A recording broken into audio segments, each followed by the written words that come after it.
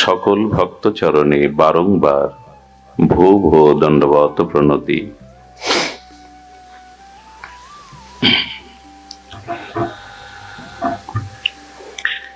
বিদ্যা ধনাগারা কুল অভিমানিন দেহাদির আত্মজ নিত্য বুদ্ধয় ইষ্টান দিবান ফলাকাঙ্ক্ষীন যে জীবন মৃত্যান্তে ন লভন্তে কেশবম। শাস্ত্র বলেন যে বেঁচে থেকেও মৃত, জীবন মৃত, সে কখনোই পরম আনন্দ ঘন সচ্চিদানন্দ ঘন ভগবানকে, কেশবকে, মাধবকে, গোবিন্দকে পাবে না। জীবন মৃত মানে জীবন আছে অথচ মৃত, নিঃশ্বাস প্রশ্বাস আছে কিন্তু মৃত।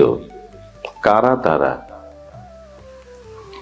যারা নিঃশ্বাস নিলেও, প্রাণ নিলেও জীবন মৃত মানে বেঁচে থেকেও মৃত, যারা কখনো কেশবকে, গোবিন্দকে লাভ করতে পারবে না।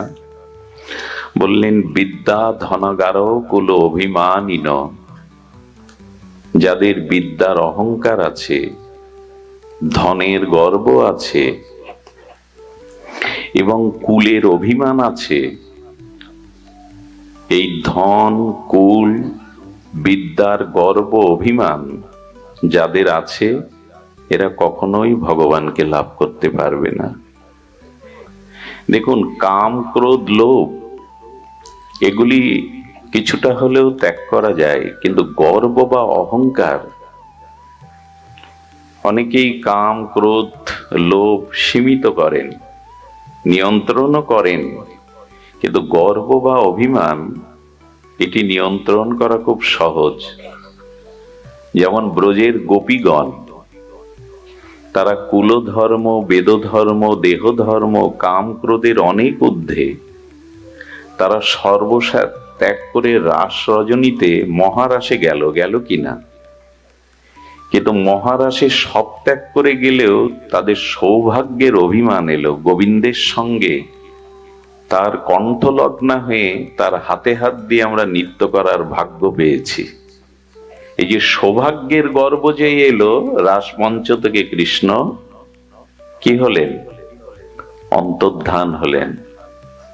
কেউ কেউ সৌভাগ্য পায়, পূর্বজন্মের কর্মফলে সুকৃতিতে সৌভাগ্য পায়, কিন্তু সৌভাগ্য পেয়েও যদি কেউ গর্ববোধ করে, ভগবান বললেন তার সেই সৌভাগ্য গর্বেও আমি তার থেকে দূরে সরে যাই।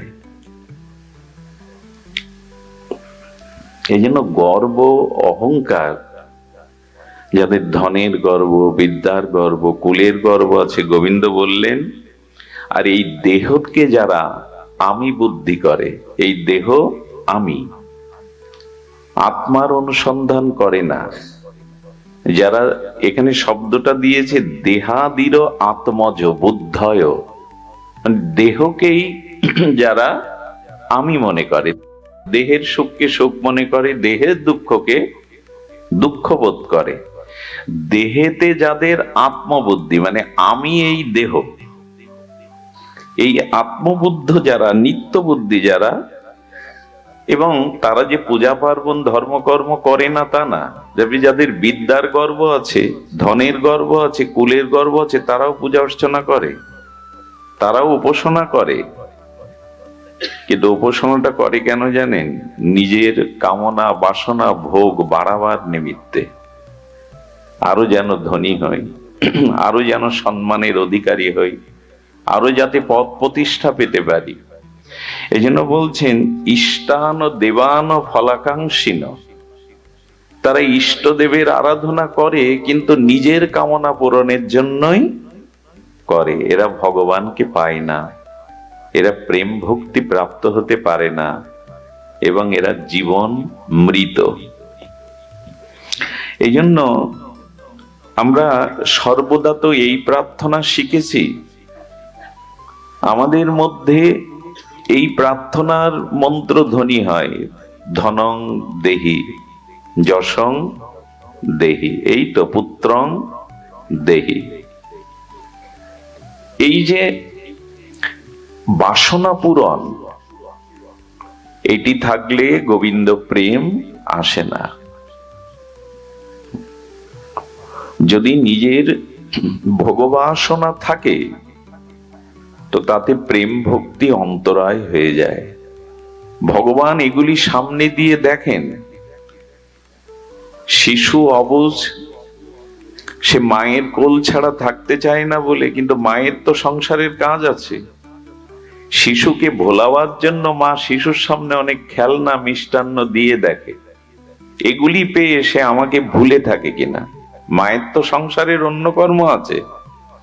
কিছু সন্তান দেখবেন মায়ের ওই খেলনা মিষ্টান্ন পেয়ে, খেলনা আদি দ্রব্য পেয়ে মার কথা ভুলে গিয়ে খেলাতে মেতে ওঠে। মা নিশ্চিন্তে তখন তার নিজের কাজ সম্পন্ন করে। কিন্তু কিছু সন্তান আছে ওগুলো পা দিয়ে হাত দিয়ে ছুঁড়ে ফেলে মা মা বলে কাঁদতে থাকে। তখন মায়ের আর সংসারের অন্য কাজ করার অবসর পান না। তো ভগবানও বললেন, আমার কাছে এসে আমার উপাসনা করে যারা নিজের ভোগ্য বস্তু আমার কাছে চায়, ধনং দেহি যশং দেহি, আমি ওদের বেশি করে এগুলি দিয়ে দেই, যাতে আমাকে ভুলে থাকে, ওইগুলি নিয়েই মেতে থাকে। এই জন্য ভগবত উত্তম উদ্ধবের কাছে ভগবান বলেছিলেন, উদ্ধব, আমি কাউকে, কোন ভক্তকে যখন কৃপা করি তার কি লক্ষণ? উদ্ধব বলছেন, প্রভু তুমি যখন কারো প্রতি কৃপা করো, করুণা করো, কি লক্ষণে বুঝবে যে তোমার করুণা ওই জীবের প্রতি হচ্ছে? মানে আপনার আমার প্রতি ভগবান যখন কৃপা বা করুণা করবেন তার কি লক্ষণ? বৃষ্টি হওয়ার আগে তো মেঘের লক্ষণ থাকতে হবে। ভগবান বললেন, আমার কৃপার প্রথম লক্ষণ হলো তার ধন বা ঐশ্বর্য, অর্থকে আমি আগে কেড়ে নেই। তার ঐশ্বর্যকে, আচ্ছা সুদামা শ্রীকৃষ্ণের বাল্য বন্ধু, তাই না? তো তাকে এত মানে সুদামা আমাদের জগতের পরিভাষায় গরিব না, নির্ধনী না। যার কৃষ্ণ প্রেমধন আছে সে গরিব হতে যাবে কেন? যার ভাগবত ভক্তি আছে সেই ধনী। অর্থ থাকলেই সে ধনী না, বরঞ্চ সে আরো ভিখারি, যদি তার চাওয়া পাওয়া বেশি থাকে। কারণ যে চায় সেই তো ভিখারি। যে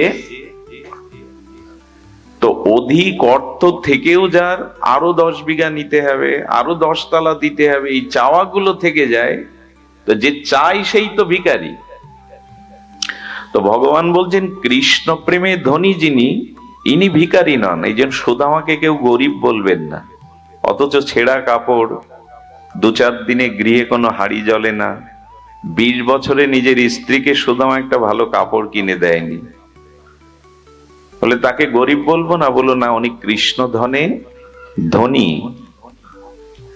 উনি দারিদ্রটাকে স্বীকার করে নিয়েছেন, কারণ ঐশ্বর্য হলে তোমার ভজন ভুলে যাব, বাড়ি গাড়ি বিষয় মানে সম্পত্তি এলে সময় পাবো না, তোমার কাছে ফুল জল দেওয়ার, তোমার উপাসনার সময় পাবো না। এই জন্য ভগবান বলছেন, আমি যখন বিশেষ রূপে কোনো ভক্তকে কৃপা করি তখন তার অর্থ ছিনিয়ে নেই। নিলে কি হয় জানেন? আপনার জীবনে যখন অর্থ থাকবে, ফুলের মধুর মতো ভ্রমর এসে চারিদিকে গুঞ্জন করবে। কিন্তু যখন অর্থ থাকবে না, সামর্থ্য থাকবে না, দেখবেন প্রিয়জনও ধীরে ধীরে দূরে সরে যাবে। তাতে উপকারটা কি হয় জানেন? এই যে এদের প্রতি মোহ ছিল, মায়া ছিল, যে কারণে ভগবানকে প্রীতিটা, ভালোবাসাটা দিতে পারছিলাম না। এই যে যখন অর্থ শূন্য হয়ে গেল, প্রিয়জনের মমতা আমার থেকে উঠে গেল, তখন ধীরে ধীরে ওই মনটা সে আমাকে দেয়। এটাই হলো আমার কৃপা, এটাই হলো আমার কৃপা। এখন ধন থাকুক, বিদ্যা থাকুক, কিন্তু অভিমান যেন না আসে। এই ধন বিদ্যা এগুলি আমাদের ফলাকাঙ্ক্ষা, ভগবত রুচিকে বিনষ্ট করে দেয়। এই জন্য অভিমান মানায় না, গর্ব আমাদের মানায় না। এই জন্য তো মহাপ্রভু আমাদের এমন একটা পরিচয় দিয়েছেন, পরিচয়টা যদি মনে প্রাণে মেনে নেন তাহলে অভিমান হবে না। আচ্ছা, প্রভুর সামনে তার দাস মাথা উঁচু করে কথা বলে? প্রভুর সামনে তার দাস কখনো মাথা উঁচু করে গর্বে কিছু বলে? এবং সে নিজেকে প্রভু জ্ঞান করে না, দাস জ্ঞান করে। এই জন্য মহাপ্রভু পরিচয় দিলেন, তুমি নিত্য কৃষ্ণ দাস। তোমার যেন অভিমান, গর্ব এগুলি মাথা উঁচু না হয়। আচ্ছা, হয় কেন গর্ব অভিমান? খুব মূল্যবান কথা, শ্রবণ করুন। আচ্ছা, তরঙ্গের পিতামাতাকে, আত্মীয় স্বজন, বন্ধু বান্ধবকে, তরঙ্গ মানে ঢেউ, ঢেউয়ের পিতামাতা আছে, ঢেউয়ের বন্ধু বান্ধব আছে, আত্মীয় কুটুম্ব আছে। মানে আমি বলছি নদীর তরঙ্গ, সাগরের ঢেউ, বলে ঢেউয়ের পিতামাতা আছে, ঢেউয়ের আত্মীয় স্বজন আছে, জল। কারণ জল থেকেই ঢেউয়ের সৃষ্টি, জল থেকেই তার উৎপত্তি। জলই তো তাকে ধারণ করে নাকি? জল ছাড়া তরঙ্গ ধারণ হয়? জল ছাড়া তরঙ্গের সৃষ্টি হয়? খুব মন দিয়ে শুনুন কথাটি। আচ্ছা, জলের তরঙ্গ হবে না তরঙ্গের জল হবে? নদীর ঢেউ হবে না ঢেউয়ের নদী হবে? নদী না থাকলে ঢেউ হবে কি? জল তত্ত্ব না থাকলে তরঙ্গ হবে কি? তার মানে ঢেউয়ের বা তরঙ্গের পিতামাতা আশ্রয় হলো জল, এই তো। এখন জল ব্যতীত স্বতন্ত্রভাবে তরঙ্গ হতে পারে না। জল ছাড়া তরঙ্গ হয় কি? ঢেউ খেলে কি? তাহলে ঢেউটা, তরঙ্গটার জলটা আমরা দুটো নামে অভিহিত করছি, একটি হলো তরঙ্গ, একটি হলো জল।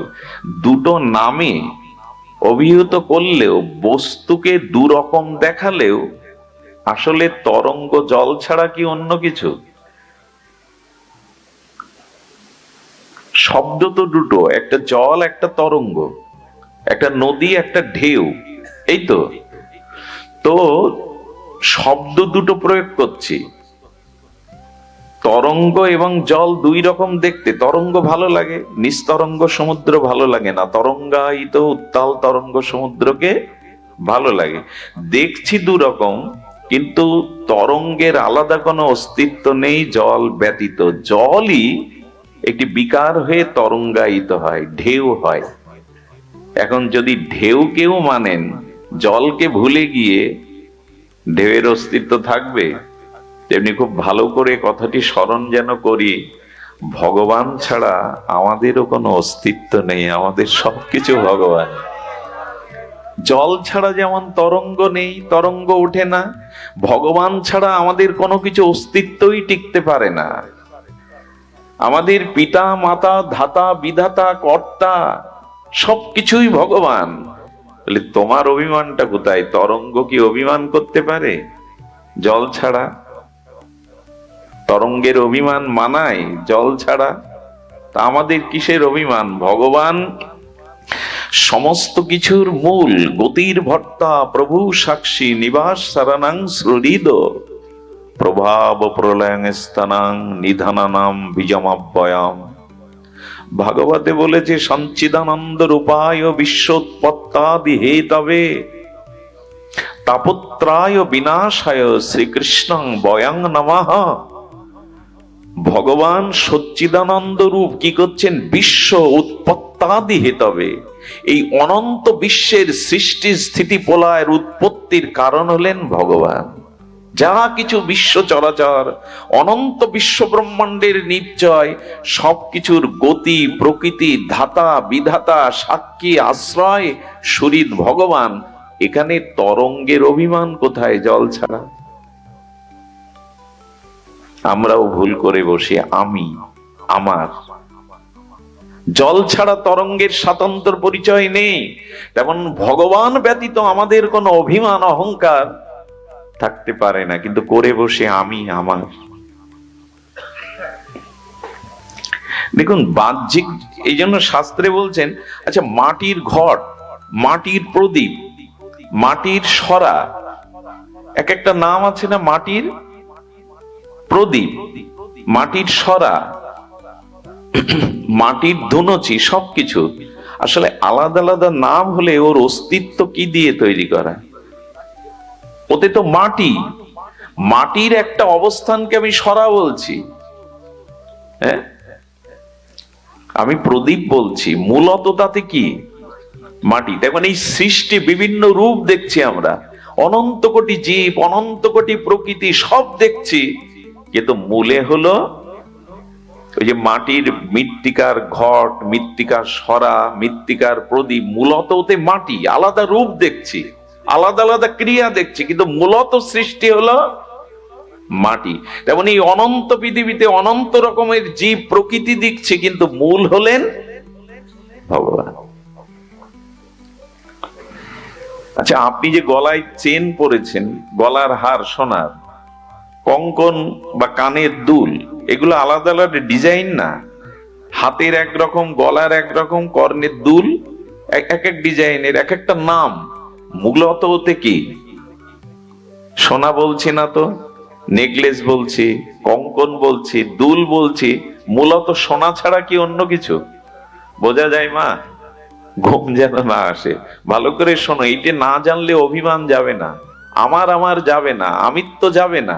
আর আমার আমার আমিত্ব না গেলেও কৃপা কখনো ভগবানের প্রতি সমর্পণ হবে না। যতদিন আমি আমার আছে, যতদিন স্বাতন্ত্র গর্ব অভিমান আছে। আসলে সোনার দুল, সোনার বালা, সোনার কঙ্কন, যাই নাম দেই, যেমন করে দেখায়, ওগুলো যদি আবার গিয়ে স্বর্ণকারের কাছে গিয়ে গলান না অ্যাসিডে, রূপ নেবে কি? সোনা থেকেই ওগুলো নির্মিত হয়েছিল, হস্তশিল্প দিয়ে, আপনার রুচি দিয়ে, অভিরুচি দিয়ে, আবার একটু গলালেই সোনা। এ বিশ্ব ব্রহ্মাণ্ড একদিন ভগবানের থেকে উৎপত্তি হয়েছে। আবার সব ওই যে নেকলেস গুলো, কঙ্কন গুলো গলালে যেমন আবার সোনার দলা হয়ে যায়, তেমনি পৃথিবী আবার একদিন যার থেকে সৃষ্টি হয়েছিল উৎপত্তি, সেখানেই আবার নিষ্পত্তি হবে। মাঝখানে আমাদের এত অভিমান কেন? এত আমি আমি কেন? আমার কেন? এই বোধ কেন? এটা আমাদের বেদান্ত দর্শনের, গীতা দর্শনের মূল কথা। তুমি কর্তা নও, তুমি কোনো কিছুর কর্তৃত্ব তোমার হাতে নাই। এভাবে ভাবলে না, শুধু মন্দিরে আপনি ঈশ্বরকে দেখবেন না, তখন দেখবেন সবখানেই তো তার অস্তিত্ব। আচ্ছা, মাটির ঘটের মধ্যে বাইরে মাটি না ভেতরে মাটি? মাটির একটা ঘট, তার ভেতরে মাটি না বাইরে মাটি? মাটি দিয়ে সৃষ্টি বস্তুত্ব, ভেতরে বাইরে মাটিই থাকবে। তেমন ঈশ্বরের সৃষ্ট জগতে শুধু মন্দিরে বিগ্রহের মধ্যে না, ঈশ্বর সবখানেই আছেন, সবকিছুর মধ্যে আছেন। এটা ভাবলে আপনি কাউকে ছোট করতে পারবেন না, ঘৃণা করতে পারবেন না, কোনো অস্তিত্বকে ঈশ্বর ভুলতে পারবে? সবখানেই তো তিনি। একটা প্রমাণ দেই, পৃথিবীতে এমন একটা স্থান দেখান না যেখানে পাপ কর্ম করলে, অশাস্ত্রীয় কর্ম করলে ঈশ্বর বুঝতে পারবেন না, কেন ওইখানে ঈশ্বর নেই। পাবেন এমন কোন জায়গা? সে 10 হাত মাটির তলে হোক, মহাশূন্যে হোক, গর্তের মধ্যে গিয়ে হোক, এমন একটা জায়গা আমাকে দেখিয়ে দিন যেখানে অপকর্ম করলে, অশাস্ত্রীয় কর্ম করলে ঈশ্বর সাক্ষী স্বরূপ থাকবে না। আছে এমন জায়গা? তার মানে তো তার অস্তিত্ব সবখানে। যারা শুধু মন্দিরে বিগ্রহের মধ্যে ভগবান দেখে, আর কোথাও দেখে না, এদের দৃষ্টি অনেক সংকীর্ণ। যারা সর্বভূতে সর্বং খলিদং ব্রহ্ম, যারা সর্বভূতের মধ্যে তাকেই দেখে, এদের দৃষ্টি প্রশস্ত, এরাই ভগবানের প্রিয় ভক্ত। এরা অনুভব করতে পেরেছে মাটির ঘটের অস্তিত্ব শুধু মাটি। সোনার অলংকারের মধ্যে আলাদা ভিন্ন ভিন্ন নাম হলেও, আকার ভিন্ন হলেও ওতে আদতেই সোনা। ঠিক তদুপরি জলের তরঙ্গের মধ্যে শুধু জল আছে, ঢেউয়ের মধ্যে শুধু জল আছে, ঢেউ বলে আলাদা অস্তিত্ব থাকতে পারে না জল ছাড়া। এভাবে যদি ভাবেন, অহংকারটা কোথায় আসবার সুযোগ পাবে কি? আমি আমার আসবার সুযোগ পাবে কি? আচ্ছা, কথাগুলো তো শুনতে ভালো লাগে, আমার বলতেও ভালো লাগছে, মেনে নিয়েছি জীবনে। মানলে কি আর এই মানলে কি আর এই যন্ত্রণা পেতাম? এই বারবার আসা যাওয়া চক্রে ঘুরতাম?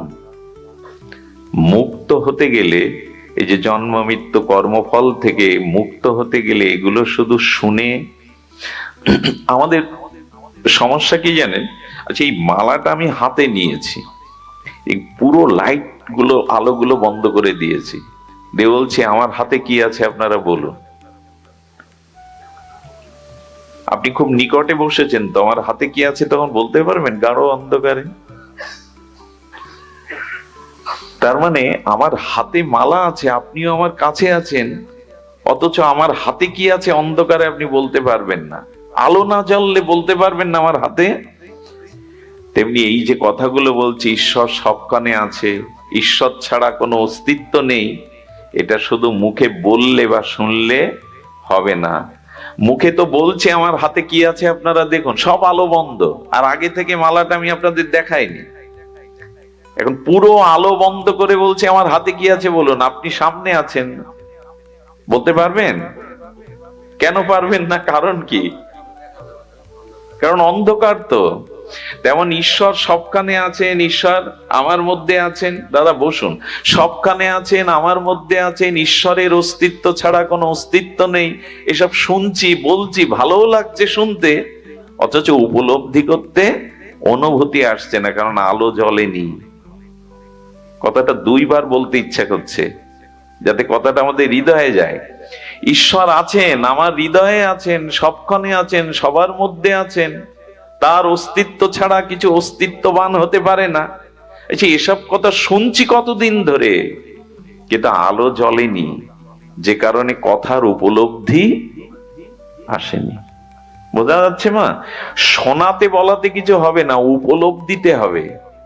আলো জ্বালতে হবে, তবে আমার হাতে কি আছে আপনি দেখতে পাবেন, বলতে পারবেন। ওই আলোটা শ্রীগুরুর কৃপায় ভজন সাধনের দ্বারা আপনার অনুভূতি যেদিন আসবে, সেদিন এটা অনুভব করতে পারবেন। অনুভূতিটা কেমন জানেন?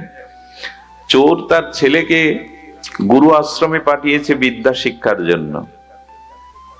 শ্রী গুরু গুরুকুলে পাঠিয়েছে। চোরের ছেলে চোর হোক, চোর এটা চায় না। চোর চায় ছেলেটা ভালো হোক, মানুষ হোক, ভদ্র হোক।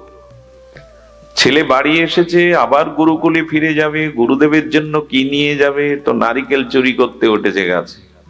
ছেলেকে বলছে কেউ এলে সতর্ক করিস। তো গাছে উঠে যখন নারকেল হাত দিতে যাবে, ছেলেটা তলা থেকে বলছে বাবা দেখছে দেখছে দেখছে। যেই দেখছে বলেছে, নেমে বলছে কোথায়, কে দেখছে? বলে গুরু মহারাজ বলেন আমরা যা কিছু করি তা ভগবান দেখেন, ভগবানই তো দেখছে। জড়িয়ে ধরলেন পুত্রকে। আমি জানি যে ভগবান সব কানে আছে, কিন্তু উপলব্ধি হয়েছে ছেলেটা। আমরা শুনছি, বলছি, কিন্তু উপলব্ধিতে আসছে না। অন্ধকার, অন্ধকারে আমার হাতে আপনি কি করে পাশে থাকলেও বুঝতে পারবেন। এই জন্য বলে প্রভু আমার জ্ঞানের আলো জেলে দাও, হে গুরুদেব, হে ভাগবত, আমার ভিতরে যাতে অনুভূতিটা আসে, বুঝতে পারি আমি, আমাকে শুদ্ধ জ্ঞানের আলো দাও। এই চেতনা, এই জ্ঞান, এই এই উপলব্ধি, উপলব্ধি শব্দটা আমাদের বুঝতে হবে, উপলব্ধিতে আনতে হবে। উপলব্ধি না আনলে বোঝানো যাবে না। দেখুন, সন্তানের জন্য প্রতীক্ষা থাকতে থাকতে মা রাত জাগে, বাড়ি আসছে না কেন, কোনো ক্ষতি হলো কি? ঘুম আসছে না। এখন বহু রাত্রে বন্ধু বান্ধবের আড্ডা দিয়ে সন্তান ফেরার পরে যদি মা কেঁদে বসে, কোথায় ছিলি, কত দুশ্চিন্তা হচ্ছিল। ছেলে যদি বলে মা আমার ফিরবার প্রতীক্ষায় তোমার ভেতরে কেমন অনুভূতি হচ্ছিল আমাকে একটু বলো, একটু বিশ্ববিদ্যালয়ে পড়ি, শিক্ষিত জ্ঞানী, মা বোঝাতে পারবে তো তোর ফেরার অপেক্ষার জন্য আমার ভেতরে কেমন হচ্ছিল? বোঝানো যাবে? হ্যাঁ। ছেলেটা যখন বারবার দাবি করছে মা তুমি বলো আমি বুঝবো, মা বলছে বুঝবি না।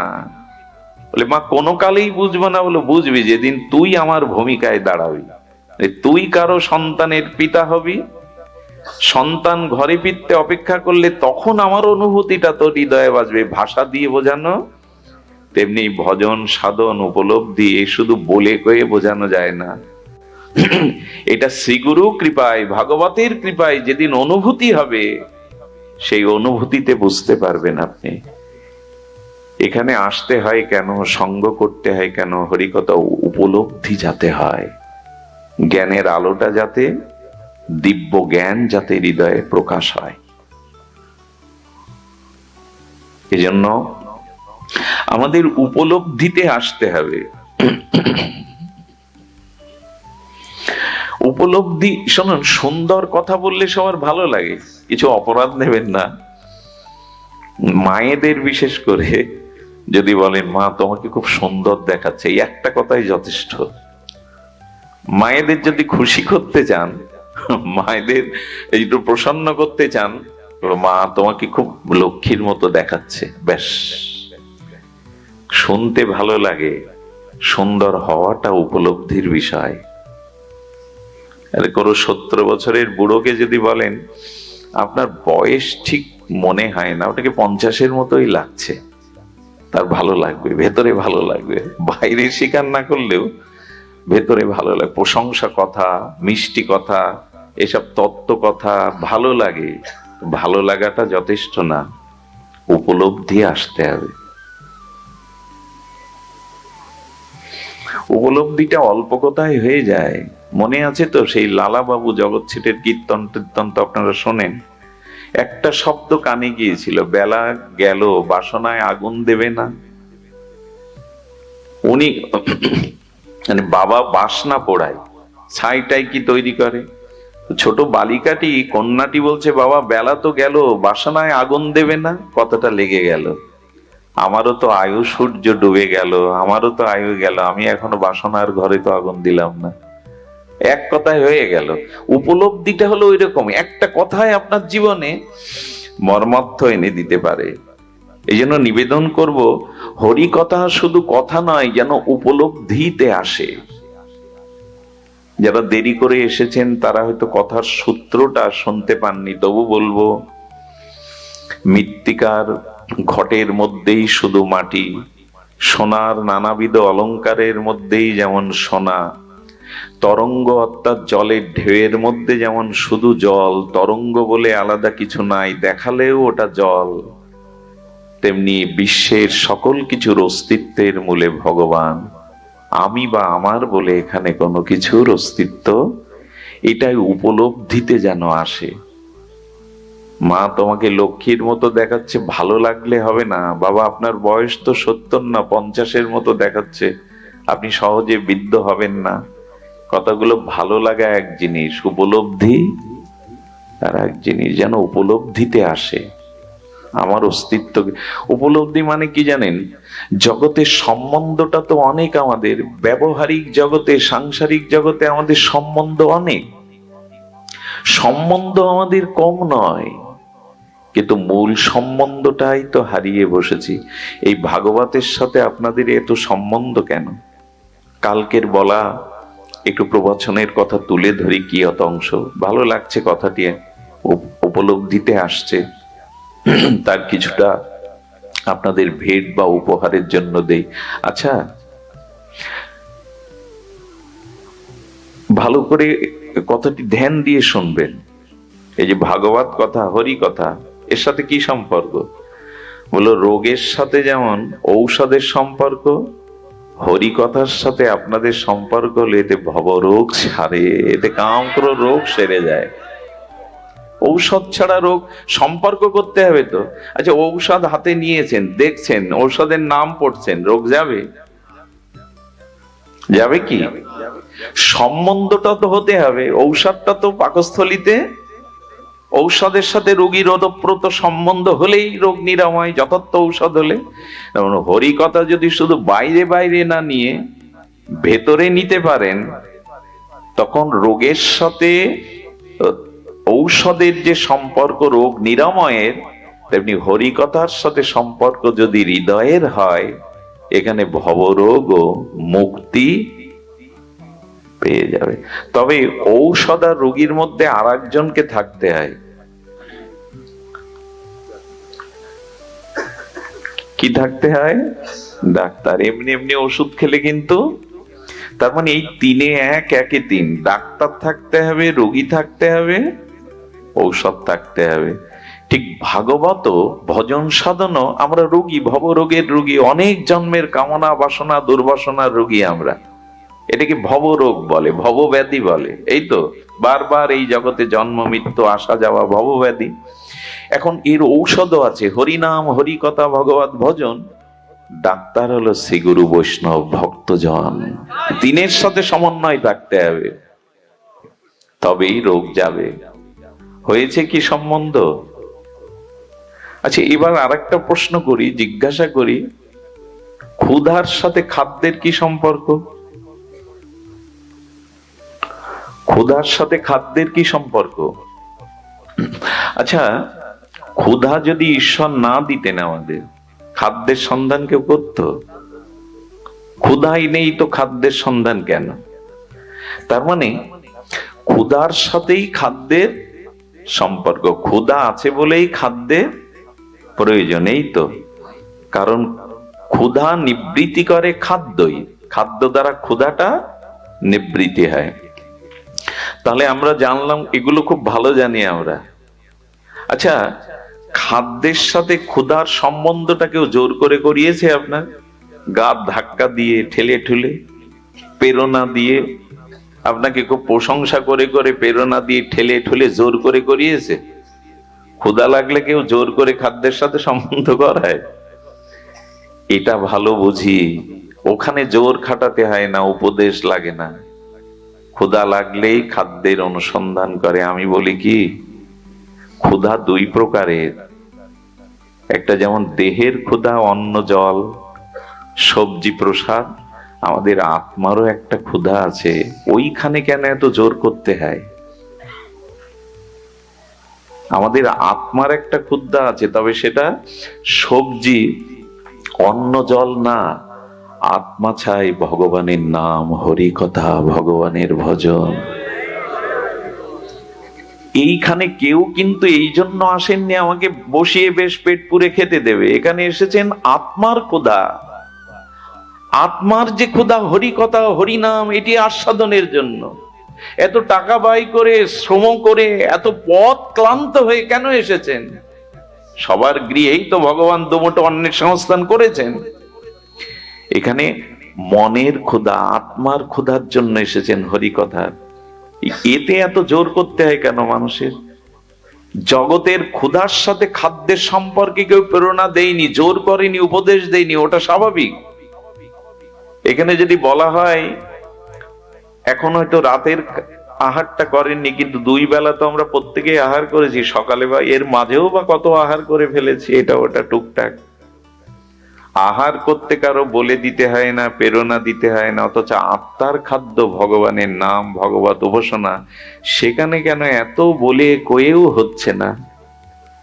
তার মানে কি জানেন, ক্ষুধা না থাকলে যেমন খাদ্যের অন্বেষণ করতো না, খাদ্যের কথা মনেও পড়তো না, তেমন যতদিন হৃদয়ে ক্ষুধা না জাগবে আত্মায়, ততদিনে আপনি ভগবানের নাম রূপ লীলা খোঁজ করবেন না। এখানে তারাই এসেছেন যাদের ওই ক্ষুধাটা জেগেছে। আরে মানুষ একটু ক্ষুধার জ্বালা সহ্য না করতে পেরে মানুষ আত্মহত্যাও করে। ক্ষুধার জ্বালা এমন, অনেক বড় মানুষও ভিখারির ন্যায়, কাঙালের ন্যায় হাত পাতে ক্ষুধার জন্য। আত্মার ক্ষুধা যদি জাগতো, তাহলে ভগবানকে, ভগবানের উপাসনা, ভগবানের নামের, কারণ ক্ষুধার সাথে খাদ্যের ওতপ্রোত সম্পর্ক, বলে কয়ে জোর করে কেউ করেনি, ওটা স্বাভাবিক। যেমন আমাদের ভেতরের ক্ষুধা যদি আত্মক্ষুধা থাকতো, বলা লাগতো না, জোর করা লাগতো না। ওই ক্ষুধা নিবৃত্তির জন্য আমরা ভগবানের নাম রূপ সর্বদাই গ্রহণ করতাম।